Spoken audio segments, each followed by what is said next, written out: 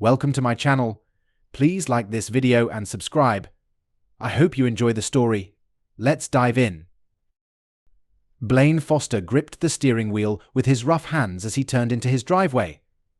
The setting sun cast long shadows across his suburban home in Minnesota, a two-story testament to his years of hard work. At 38, Blaine believed he had everything: a steady job as a construction manager, a beautiful home, and a loving family. Stepping out of his truck, the cool evening air nipped at his skin as he rolled his shoulders, trying to shake off the exhaustion from another day on the construction site. The porch light flicked on, and Blaine smiled to himself. Mara always remembered to turn it on for him. Inside, the scent of dinner filled the air. Blaine hung up his jacket and headed to the kitchen, where Mara stood stirring a pot of something that smelled delicious. "Hey, honey," Mara greeted him with a smile. Her blonde hair was pulled back into a messy ponytail, and a smudge of flour marked her cheek. "How was work?" Blaine crossed the room and gave her a quick kiss on the cheek. Same old, same old. Where's Lucy?" "Upstairs, finishing her homework," Mara replied. "Dinner's almost ready. Why don't you go get cleaned up?" Blaine nodded and headed upstairs. Passing by Lucy's room, he peeked inside. His 7-year-old daughter sat at her small desk, tongue sticking out as she focused on her math problems. "Hey, pumpkin," Blaine said softly. Lucy's head shot up, and she beamed at him. "Daddy," she cried, jumping up and running to him, wrapping her arms around his waist. Blaine chuckled, ruffling her hair. "How's the homework coming along?" "Almost done," Lucy said proudly. "Can we play catch after dinner?" "We'll see," Blaine replied, his heart warming at her excitement. "Finish your work first, okay?" Lucy nodded and returned to her desk. Blaine stood in the doorway for a moment, marveling at how fast she was growing. A wave of protectiveness washed over him. He'd do anything to keep her safe and happy. Later that evening, after dinner and washing the dishes, Blaine sat in his favorite armchair, scrolling through his phone. Mara was upstairs putting Lucy to bed, and the house was quiet and peaceful. Blaine felt content, although slightly restless. Things between him and Mara had cooled over the years, but he chalked it up to the natural course of a long marriage. They were comfortable, and steady. Wasn't that enough? A soft sound from upstairs caught his attention. Blaine frowned, setting his phone aside. He listened closely, trying to identify the noise. There it was again, a quiet sob. His concern deepened as he stood and made his way upstairs. The sound was coming from Lucy's room. As he got closer, he could hear Mara's low voice. "Shesh, sweetie. Don't tell Daddy, or we'll be in big trouble." Blaine's heart pounded in his chest. What was going on? What could Mara possibly be hiding that involved their daughter? His mind raced with terrible possibilities, each one worse than the last. Unable to wait any longer, Blaine burst into the room. The sight before him made his blood run cold.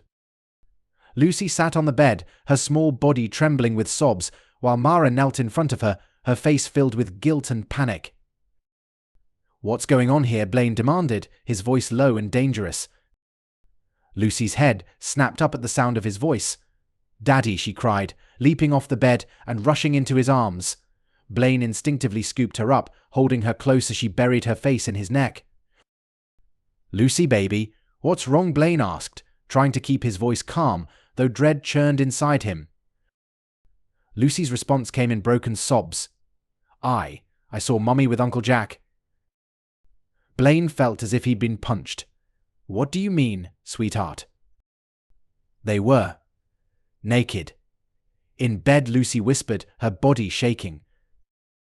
The world tilted as Blaine's gaze shifted to Mara, who stood frozen, her face pale with guilt. "Is this true?" Blaine growled, his voice barely above a whisper. Mara opened her mouth, but no words came. Her silence was all the confirmation Blaine needed. "How could you?" he spat, his grip tightening around Lucy. "With Jack? My best friend." Mara stepped forward, her hands outstretched. "Blaine, please, I can explain." "Explain what?" Blaine roared, causing Lucy to flinch in his arms. He quickly softened his voice, rubbing her back soothingly. "How long has this been going on?" Tears filled Mara's eyes. It just happened. Jack's been coming over to help with the house and—" "Stop," Blaine interrupted, unable to hear more. The betrayal cut deep, a festering wound that threatened to consume him. Jack, his childhood friend, the man he trusted most, had violated that trust in the worst way. Daddy Lucy's small voice broke through his rage. "Are you mad at me?" Blaine's heart shattered at the fear in her voice. He pulled back, looking into her tear-streaked face. "No, baby, never. You did nothing wrong. I'm proud of you for telling me the truth." Turning back to Mara, his eyes burned with cold fury. "We'll talk about this later," he said, his tone leaving no room for argument. "Right now, I'm taking care of our daughter." Without another word, Blaine carried Lucy out of the room, leaving Mara standing alone in the wreckage of their life. In the days that followed, a heavy silence settled over the Foster household. Blaine threw himself into work, spending long hours at the construction site. The physical labor helped him channel his anger, but it did little to ease the pain of betrayal gnawing at him. Every swing of his hammer, every board he lifted, was driven by the rage simmering just beneath the surface. His co-workers noticed the change in him, the way his once easygoing nature had been replaced by grim determination. They gave him space, sensing that something was terribly wrong at home. Blaine could barely look at Mara. Her presence was a constant reminder of her infidelity. She tried to make amends, cooking his favorite meals, trying to engage him in conversation, but Blaine's responses were curt and distant. "How was work?" Mara asked one evening as Blaine sat at the dinner table, barely touching his food. "Fine," he grunted, not meeting her eyes. Mara hesitated before pressing on. "I was thinking, maybe we could talk later, after Lucy goes to bed. We need to." "We don't need to do anything," Blaine cut her off, his voice sharp. "There's nothing to talk about." "Blaine, please," Mara pleaded, reaching out to touch his hand. He jerked away, as if her touch had scalded him. Abruptly, he stood up, the chair scraping loudly against the floor. "I'm not hungry," he muttered, storming out of the room. Lucy, who had been silently eating her dinner, watched the scene unfold with wide, frightened eyes. "Is Daddy still mad?" she asked in a small voice. Mara forced a smile, though unshed tears glistened in her eyes. "No, sweetie, Daddy's just tired from work. Everything's going to be fine," but Lucy wasn't convinced. She had grown quieter in the days since the truth had come out, scared by the tension that now filled their once happy home. She missed how things used to be, when her parents would laugh together during dinner, and her dad would lift her into the air while her mum joined in their games. As the days passed, Blaine's anger didn't lessen. It transformed from fiery rage to something colder, more deliberate. He began to plot, planning how to make those who had wrecked his family pay for what they had done. One evening, as Blaine sat in his home office, supposedly catching up on paperwork, he made up his mind. He picked up his phone and dialed a familiar number. "Hey, Jack," he said, forcing a casual tone. "I could use your help with a home project this weekend. You free?" Jack's friendly voice came through the speaker, completely unaware. "Sure thing, buddy. What do you need help with?" Blaine's grip tightened on the phone, his knuckles turning white. "Just some work in the garage. Nothing too complicated. Saturday afternoon good for you?" "Sounds perfect," Jack replied. "See you then." Blaine ended the call, a grim smile curling on his lips. Jack had no idea what was coming, and neither did Mara. But soon, they would both understand the consequences of their actions. The rest of the week passed in a haze of tension and silence. Blaine went through the motions, working, coming home, eating dinner, but inside, he was wound tightly, ready to snap. Saturday afternoon arrived, bright and sunny, a sharp contrast to the darkness festering in Blaine's heart. He busied himself in the garage, setting up tools for the supposed project. His movements were steady, calm, betraying none of the turmoil within. The sound of a car pulling into the driveway made him pause. Taking a deep breath, he steeled himself for what was about to happen. A moment later, Jack appeared at the garage doorway, a friendly smile on his face. "Hey, man," Jack said, giving Blaine a pat on the shoulder. "Ready to get started?" Blaine nodded, not trusting himself to speak just yet. He gestured for Jack to step further into the garage. "So, what's the plan?" Jack asked, glancing at the tools scattered around. Without warning, Blaine grabbed Jack by the collar and slammed him against the wall with more force than he expected. "You think I wouldn't find out?" he growled, his face inches from Jack's. Jack's eyes widened in shock and fear. What are you talking about?" he stammered. "Don't play dumb with me," Blaine spat. I know about you and Mara. My daughter saw you. The color drained from Jack's face. Blaine, I can explain. But Blaine wasn't interested in explanations. With a roar of fury, he threw Jack to the ground. His fists flew, unleashing all the pain and betrayal of the past week in a storm of violence. I trusted you. Blaine shouted between blows. You were my best friend. Jack, bloodied and dazed, tried to shield himself, but Blaine's wrath was unrelenting. Please, Jack gasped, choking on his words. Stop. I'm sorry. The garage door burst open, and Mara rushed in, her face twisted in horror. Blaine, stop. You're going to kill him. Blaine froze, his fist raised for another punch. He turned to Mara, his eyes blazing with a fury she had never seen before. You, he snarled, rising to his feet. You destroyed everything. Mara backed away, her hands raised defensively. Blaine, please, let's talk about this. We can work it out.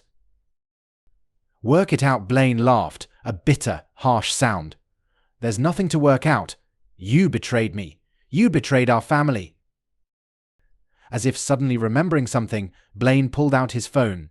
He hit record and pointed the camera at Jack's battered figure on the ground. Tell me what you did, Blaine demanded. Both of you. I want to hear you say it. Jack, coughing and spitting blood, looked up at the camera. I slept with Mara, he admitted, his voice barely audible. Blaine swung the camera to Mara. Your turn, he said coldly. Tears streamed down Mara's face as she spoke. I had an affair with Jack. I'm so sorry, Blaine. It was a mistake. A mistake? Blaine's voice was sharp, cutting through the air. A mistake is forgetting to buy milk. This is the ultimate betrayal. He stopped recording and put his phone back in his pocket. You're both dead to me, he said, his voice devoid of emotion. I'm going to take everything from you. My lawyer will be in touch. As Blaine turned to leave, sirens blared in the distance, growing louder. Someone, likely a neighbor, had called the police. Mara made one last desperate plea. Blaine, please, think of Lucy. We can fix this for her sake. Blaine paused at the door, his back to them. I am thinking of Lucy, he said quietly. I'm thinking about how I'm going to protect her from people like you. Moments later, the police arrived, lights flashing and sirens wailing. Blaine didn't resist as they cuffed him. As they led him to the squad car, he locked eyes with Mara one last time. This isn't over, he promised, his voice low but steady. Not by a long shot. As the police car drove away, Blaine closed his eyes, already formulating his next moves. This was just the beginning. He would make them both pay, no matter what it took. For Lucy, for himself, for the life they had shattered. The harsh fluorescent lights of the county jail buzzed overhead as Blaine was led to his cell. The cuffs dug into his wrists, a stark reminder of how quickly his life had unraveled. As the cell door clanged shut behind him, Blaine surveyed the small, cramped space, a pair of metal bunks, a sink, and a toilet. This was home for now. A rough voice broke the silence. Well, what do we have here? Blaine turned to see his cellmate, a man in his late 50s with graying hair and sharp, watchful eyes. He sat on the lower bunk, studying Blaine with curiosity. Name's Ray Coulson, the man said, extending his hand. What you in for? Blaine hesitated, then shook Ray's hand. Blaine Foster. Assault. Ray raised an eyebrow. Must have been some kind of assault to get you in here. Who'd you beat up? Your wife's lover. Blaine's jaw tightened. Something like that. Ray chuckled. Hit a nerve, huh? Well, pull up a bunk and tell old Ray all about it. We've got nothing but time in here. Blaine sat on the edge of the other bunk, his hands clenched. He didn't want to talk about it, didn't want to relive the betrayal and anger that had brought him here. But as the silence stretched on, the words spilled out. My wife. She cheated on me with my best friend, Blaine said bitterly, his voice low. My daughter saw them together. Ray let out a low whistle.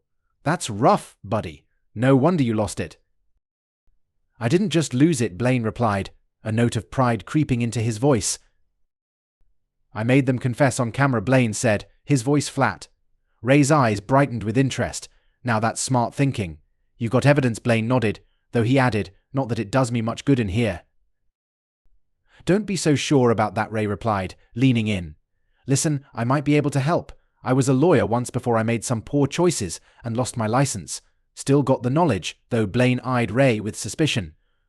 Why would you help me? Ray shrugged nonchalantly. Let's just say I have a soft spot for guys who've been wronged by the system. Plus, I could use a favor once we're both out of here. So what do you think? Want to make those cheaters pay? Blaine hesitated. He didn't know this man, didn't trust him. But the thought of Mara and Jack getting away with what they'd done infuriated him. He needed an advantage, and Ray might be that edge. All right, Blaine said after a moment. I'm listening. Ha. Over the next few days, Blaine and Ray spent hours discussing and scheming. Ray's legal background became invaluable as they crafted a plan to not only get Blaine out of jail, but to ensure he would win the inevitable court battles that lay ahead. The key, Ray explained, is to make yourself look like the victim. Sure, you assaulted Jack, but it was a crime of passion. You were protecting your family from emotional abuse. Blaine nodded, mentally noting everything. What about the video evidence? Ray's eyes sparkled. That's our ace. We'll use it to show the depth of their betrayal to the jury. But we need more. We need to make Mara look like an unfit mother. Blaine frowned. How?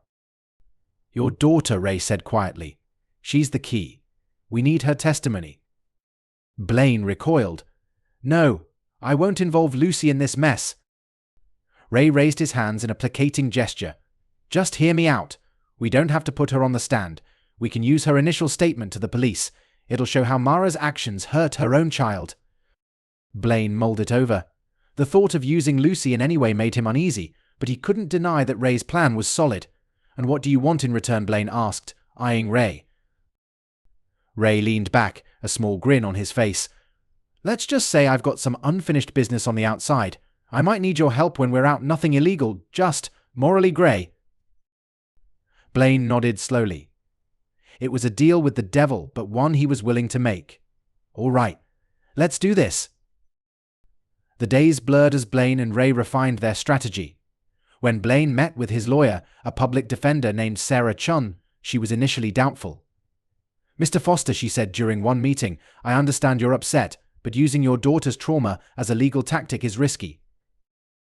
Blaine leaned in, his eyes fierce. This isn't just a tactic, Miss Chun. It's the truth. What my wife did hurt our daughter, and the court needs to know that. Sarah sighed, rubbing her forehead. And the assault charges? Blaine repeated the line Ray had coached him on. It was temporary insanity. I was overwhelmed by emotion when I found out about my wife's betrayal and my daughter's distress. Sarah eyed him skeptically but finally nodded. All right, we'll go with this plan, but be prepared for the risks. As the trial approached, Blaine's determination only grew. Every night, as he lay in his cell staring at the ceiling, he envisioned the future he would build for himself and Lucy, a future free from deceit. Finally, the day of the trial arrived. Blaine stood in court, dressed in a suit that felt too tight after weeks in prison. He scanned the room, his jaw tightening when he spotted Mara and Jack seated on the opposite side. The trial was a whirlwind of testimonies and cross-examinations. Blaine's lawyer presented their case expertly, painting him as a dedicated father pushed to his breaking point by the double betrayal of his wife and best friend. When Blaine took the stand, he felt a strange calm wash over him. Speaking directly to the jury, he made his voice steady and clear. I worked hard every day to provide for my family, Blaine began. I built a life to keep them safe. And in one moment, that life was destroyed not just by my wife's affair, but by the involvement of the man I trusted most. He paused, taking a breath. But the worst part wasn't their betrayal. It was seeing the pain in my daughter's eyes, knowing her innocence had been ripped away, that her trust in her mother was shattered. In that moment I wasn't thinking straight. I was consumed by the need to protect her. The courtroom fell silent as Blaine concluded. He could feel Mara's gaze on him, but he refused to meet her eyes. Jack was next to testify. He sat in the witness box, still bearing faint bruises from Blaine's attack. The prosecutor questioned him. Mr. Thompson, can you describe your relationship with Mrs. Foster? Jack shifted uncomfortably. We had an affair. It started a few months ago. And how did Mr. Foster find out about the affair? Jack glanced briefly at Blaine before looking away. His daughter walked in on us. A murmur rippled through the courtroom. Blaine clenched his fists, fighting to keep his face neutral. "And what happened when Mr. Foster confronted you?" Jack swallowed, clearly nervous. "He was furious. He hit me. I don't remember much after that." Blaine's lawyer stood for cross-examination. "Mr. Thompson, how long have you known Mr. Foster?" "Since we were kids," Jack replied. "We grew up together." "In all that time, had Mr. Foster ever shown violent tendencies before?" Jack hesitated. "No, never." "So it's fair to say that his reaction, while extreme, was completely out of character and driven by intense emotional distress." Reluctantly, Jack nodded. "I suppose so." As Jack stepped down, Blaine caught his eye for a brief second. There was a flicker of regret in Jack's expression, but it wasn't enough. It could never be enough.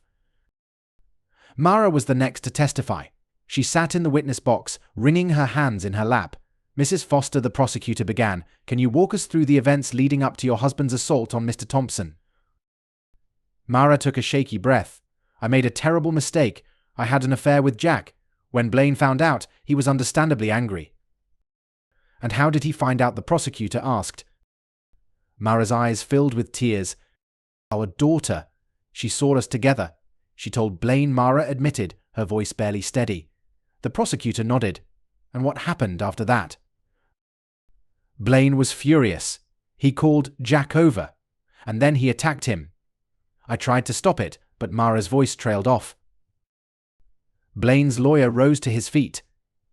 "Mrs. Foster, would you agree that your actions, your affair, caused significant emotional distress to your family?" Mara nodded, a tear slipping down her cheek. "Yes, I never meant to hurt anyone." "And your daughter, how has this affected her?" Mara's voice cracked as she answered. "She's been distant, quiet. She doesn't look at me the same way anymore." As Mara left the stand, Blaine felt a confusing mix of emotions. A part of him wanted to comfort her, to take away the pain written across her face. But the part of him hardened by her betrayal remained unmoved. She had made her choice, and now she had to face the consequences. The trial dragged on for days, filled with witness testimonies and expert statements.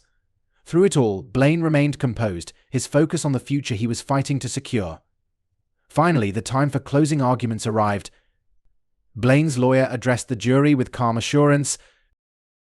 "Ladies and gentlemen," she began, "we've heard much about mistakes and bad decisions over the course of this trial. But I ask you to think about this. The real victim here is not Mrs. Foster, who broke her marriage vows. It is not Mr. Thompson, who willingly participated in an affair with his best friend's wife.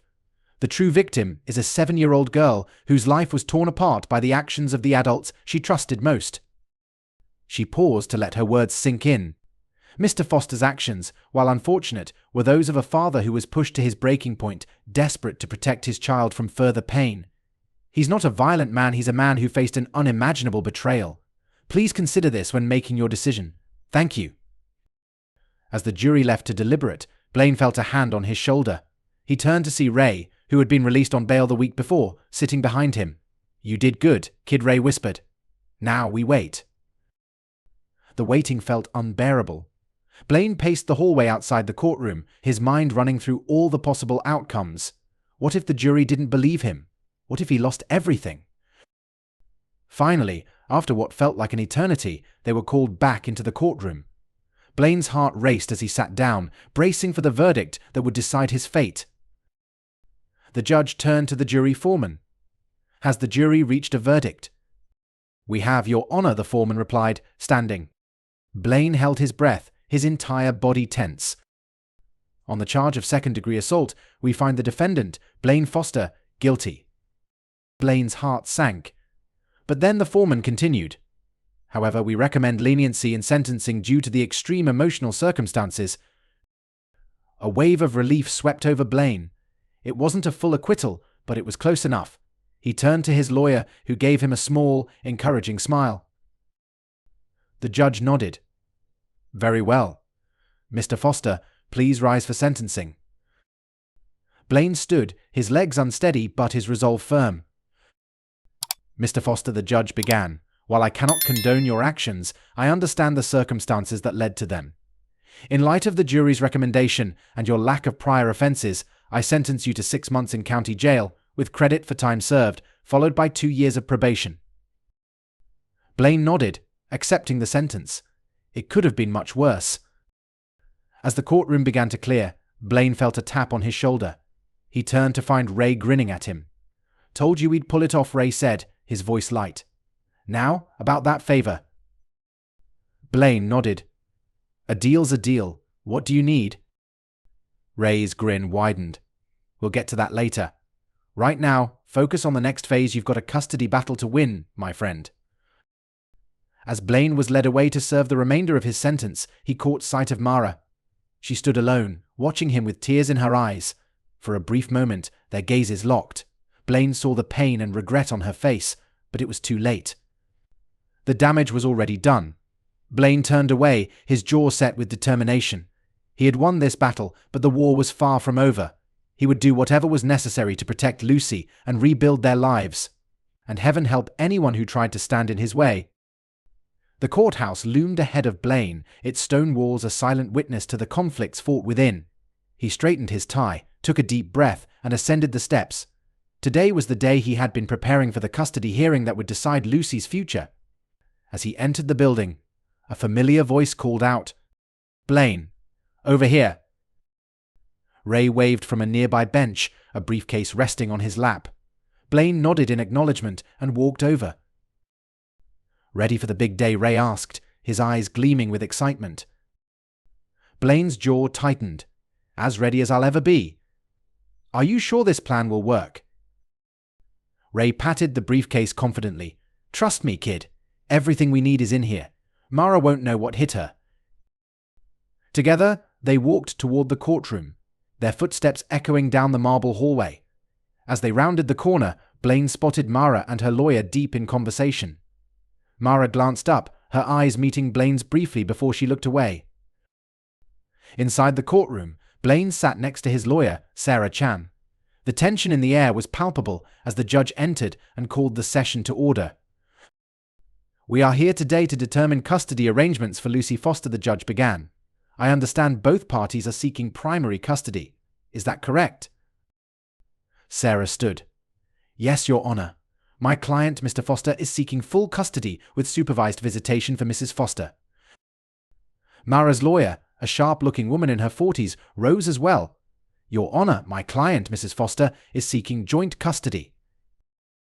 The judge nodded. "Very well. Let's begin with opening statements." As Mara's lawyer launched into her argument about the importance of a mother's presence in a child's life, Blaine leaned over to Sarah and whispered, "Remember, we need to focus on Lucy's emotional well-being. Mara's actions have already caused enough damage." Sarah nodded, jotting down notes. When it was her turn to speak, she rose with confidence. "Your Honor," Sarah began, "this case is about more than just determining where a child will live. It is about safeguarding a young girl from further emotional harm.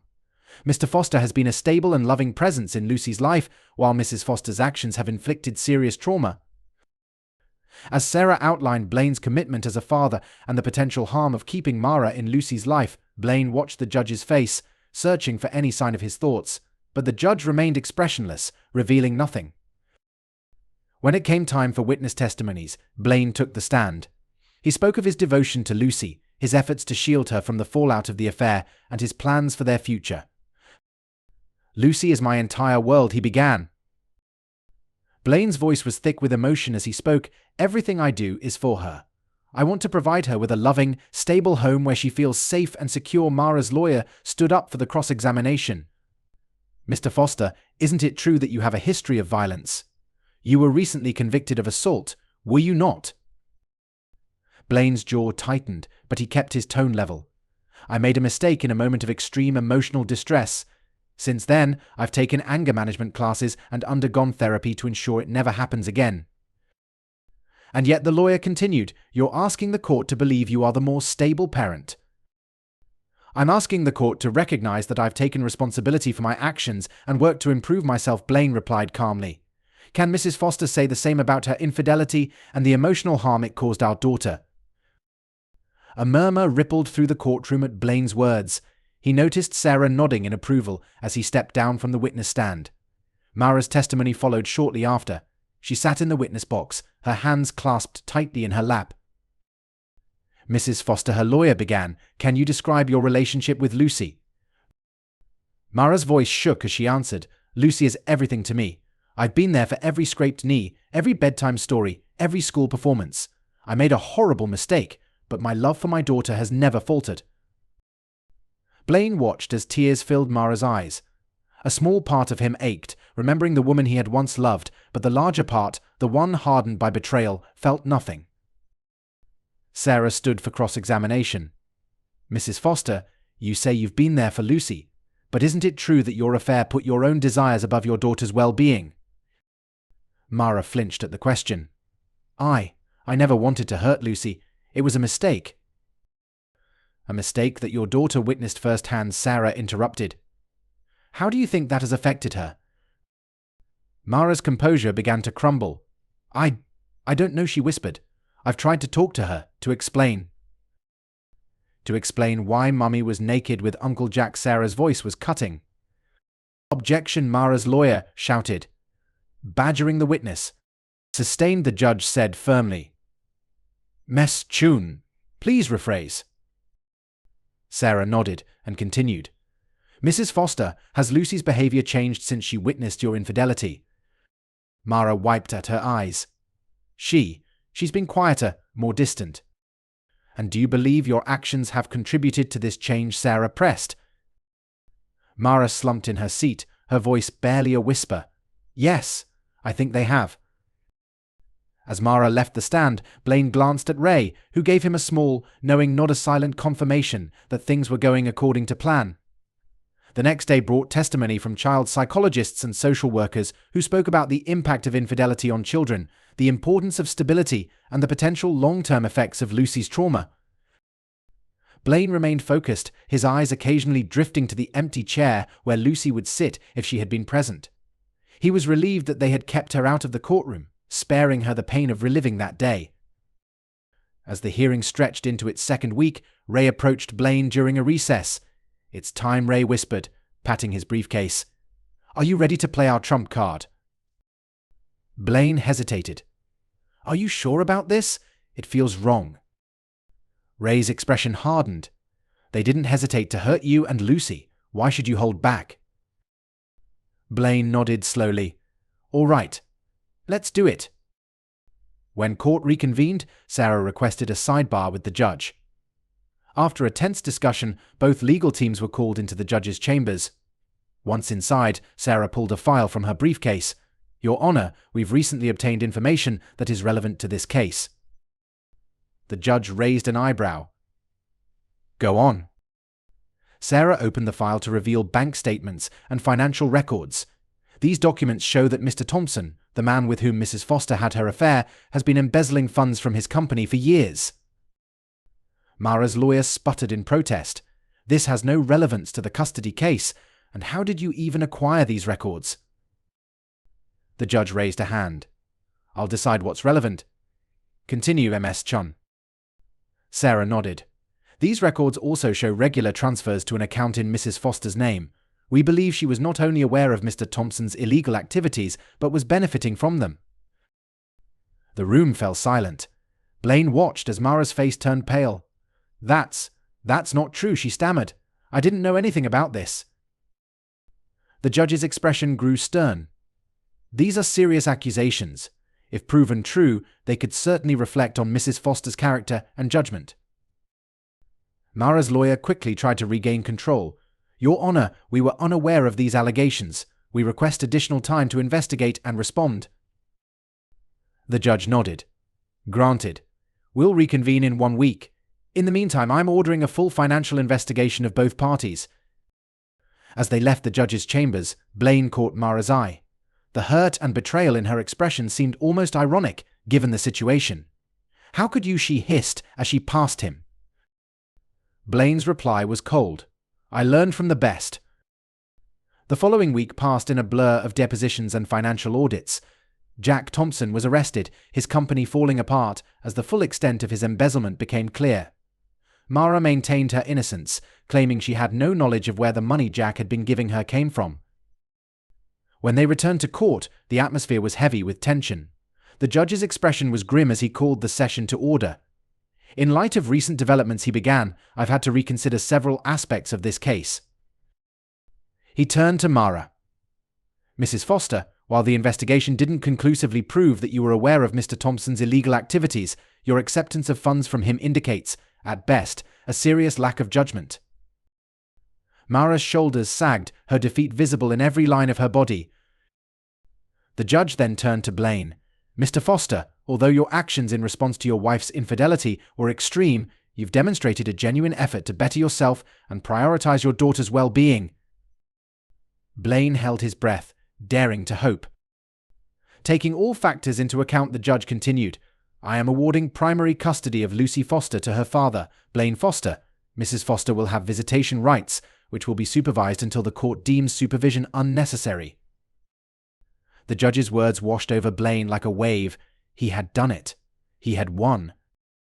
As the courtroom erupted in activity, Blaine turned to Ray, who was grinning widely. "Told you we'd pull it off," Ray said, clapping Blaine on the shoulder. Blaine nodded, his emotions swirling inside him. "Thank you," he said quietly. Ray's grin faded slightly. "Don't thank me yet, kid. Remember our deal."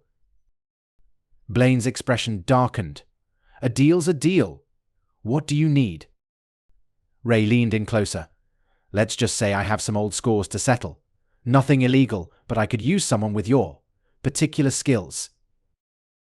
Blaine hesitated, weighing the implications. But then he thought of Lucy, of the future he could now offer her. He had already crossed lines he never thought he would.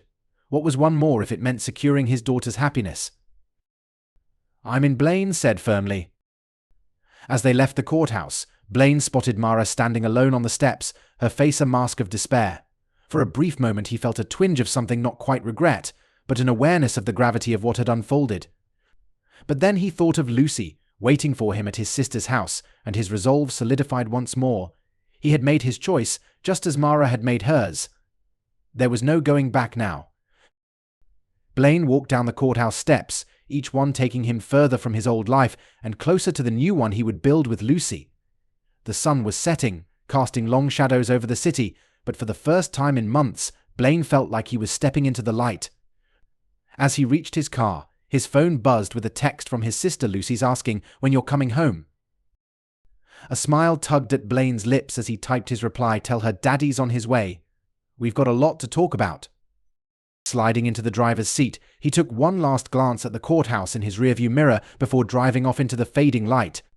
The road ahead was uncertain, filled with challenges he couldn't yet foresee, but Blaine was ready to face them head-on for Lucy, for their future, and for the life they would build together, free from the shadows of betrayal.